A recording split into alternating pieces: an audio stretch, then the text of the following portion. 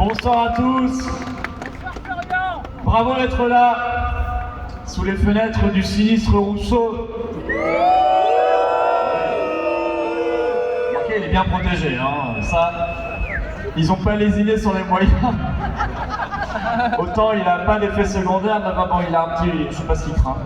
Je sais pas ce qu'il craint. Mais bon, cette Macronie a raison de craindre, parce qu'un jour la colère du peuple français va être terrible, et ils seront tous balayés. Et ils finiront là où ils doivent finir, c'est-à-dire en tôle. Voilà, tout simplement. Alors vous savez, le combat pour la liberté, il n'est jamais terminé. Nous avons beaucoup prévenu lors du Covid. Tout deviendrait prétexte à la surveillance de masse et au contrôle des populations pour nous mettre en cage ou tenter de le faire et nous traiter comme du bétail. Incontestablement, les Jeux Olympiques de Paris sont utilisés en ce sens. En plus d'une désorganisation générale à quelques mois extraordinaire, du jamais vu, soit sur les transports, ils ont l'air tous complètement noyés, dépassés, le préfet, Anne Hidalgo, le ministre, ils ne savent plus du tout comment ça va se passer. Ils sont complètement dépassés sur la sécurité, sur le lieu même des épreuves, c'est pas encore totalement fixé, on ne sait pas, la cérémonie d'ouverture qui risque d'avoir un plan B, un plan C ou un plan T, tout simplement. Alors il faudrait être aveugle pour ne pas remarquer en plus de tout ça à quel point les Jeux Olympiques sont utilisés comme prétexte pour avancer sur une société de surveillance totale.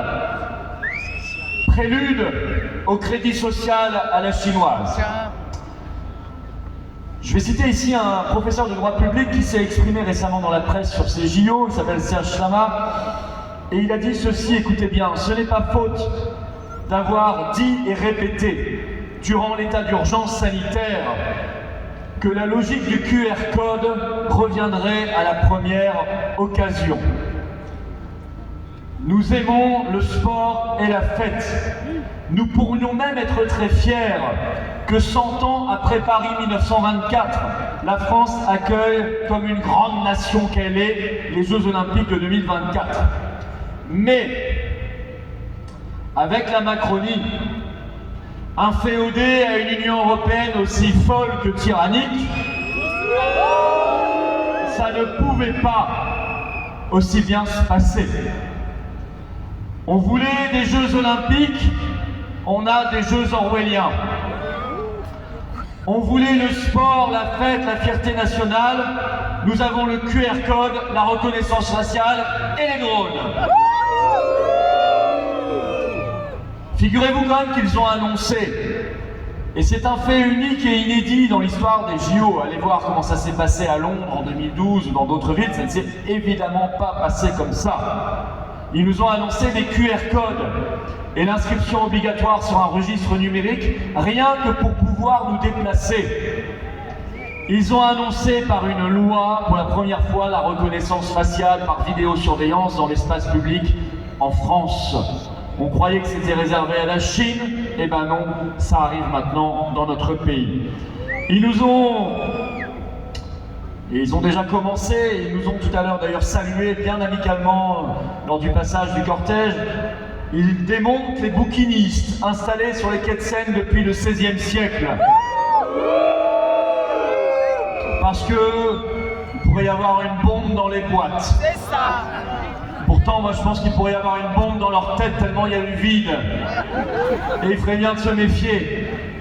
Mais je ne sais pas où ils ont été chercher cette affaire de bombes dans les boîtes des bouquinistes. Et donc on démonte ce qui fait partie de l'art de vivre, du paysage, du patrimoine, de la culture de Paris et de la France depuis des siècles et des siècles. Et je salue et je soutiens les bouquinistes qui se battent et résistent comme des diables. Ils nous ont annoncé le doublement du prix du ticket de métro, et puis pareil pour les tarifs du Louvre et tant d'autres, une inflation généralisée, les hôtels, et tout, l'inflation totale. Et puis, comme un espèce de lapsus, ils ont lâché, avant de rétro-pédaler, ce terme, confinement olympique. Comme un lapsus. Éric Péquet le disait tout à l'heure, il a raison. Il ne faudrait pas que nous, les gueux, on les dérange dans leur transport. Sinon, il va y avoir du monde, ils risqueraient même d'être debout. Ils veulent des places assises. Il ne faut pas qu'on soit là, on gêne, on dérange. Alors on va nous demander de rester derrière notre QR code à la maison, bien tranquillement. Pourquoi pas d'ailleurs demain l'état d'urgence olympique, hein, ils sont prêts à tout. Alors il ne faut pas se taire, et on ne se tait pas, et c'est pour ça qu'on est là.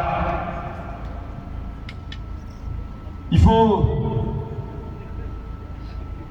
se dire que cette affaire, ça n'est pas que les Jeux Olympiques de Paris en 2024.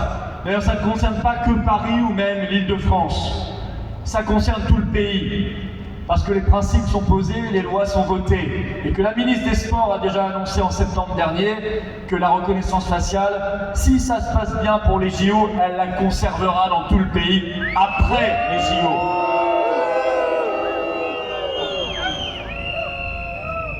Ça concerne tout le monde, tous les Français, toutes les générations et l'avenir, c'est-à-dire les générations qui vont nous succéder. Et donc le combat, on doit le mener là, debout. Ces JO sont vécus par ces gens-là comme une expérience totalitaire et donc on ne doit pas en être les cobayes. Nous ne devons pas l'accepter. Ce qui est très bien dans cette affaire, c'est qu'on peut agir très concrètement par le boycott et la désobéissance.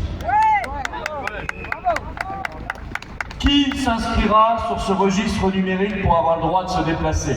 Pas nous. Et est-ce qu'on va, ceci dit, renoncer à se déplacer? Ah non, on continuera quand même de se déplacer.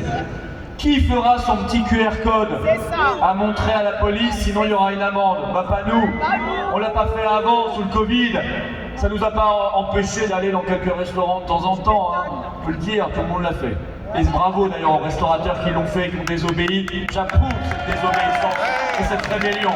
Je la trouve magnifique. Et je dis honte éternelle à ceux qui ont participé à ce système d'apartheid en contrôlant, en surveillant. Alors nous, on ne fera pas ce QR code, on ne fera pas cette inscription sur le registre numérique. S'ils nous demandent de nous confiner, on ne le fera pas, on sortira bien exprès, évidemment en masse. Pareil pour l'état d'urgence olympique. Le boycott et la désobéissance sont des armes, nous les avons en main et nous les utiliserons s'il le faut. Il ne faut plus rien laisser passer, rien.